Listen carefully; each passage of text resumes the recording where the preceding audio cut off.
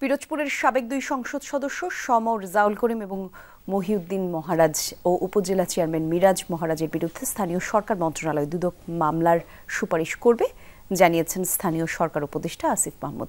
দুপুরে ঘুষ দুর্নীতি সহ নানা অনিয়ম নিয়ে স্থানীয় মন্ত্রণালয়ের এক তদন্ত প্রতিবেদনের ব্রিফিং এইসব তথ্য জানা গেছে।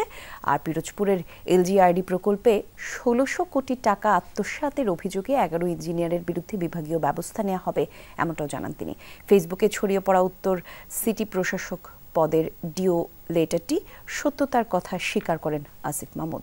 একই সাথে তিনি বলেন, উত্তর সিটির প্রশাসক নিয়োগের বিষয়টি উচ্চ পর্যায়ের সিদ্ধান্ত এখনো বাকি আছে। অনিয়মের সঙ্গে জড়িত Pirojpur district accounts and finance অফিসারের কার্যালয়ের কর্মকর্তা কর্মচারীর বিরুদ্ধে প্রয়োজনীয় ব্যবস্থা গ্রহণ করার জন্য বাংলাদেশ মহাহিসাব নিরীক্ষক ও নিয়ন্ত্রক সিএজিকে অনুরোধ করা হয়েছে। এই যে লুটপাট এর সাথে যারা জড়িত, যাদের ব্যাপারে প্রাথমিক তদন্তে উঠে এসেছে, তাদেরকে কোনোভাবেই ছাড় দেওয়া হবে না। তাদেরকে সর্বোচ্চ যেন দৃষ্টান্তমূলক শাস্তি হয়, যাতে করে এ ধরনের লুটপাট করার সাহস আর কখনো কেউ ভবিষ্যতে দেখাতে না পারে, সে বিষয়ে আমাদের মন্ত্রণালয় যথাযথ ব্যবস্থা নেবে।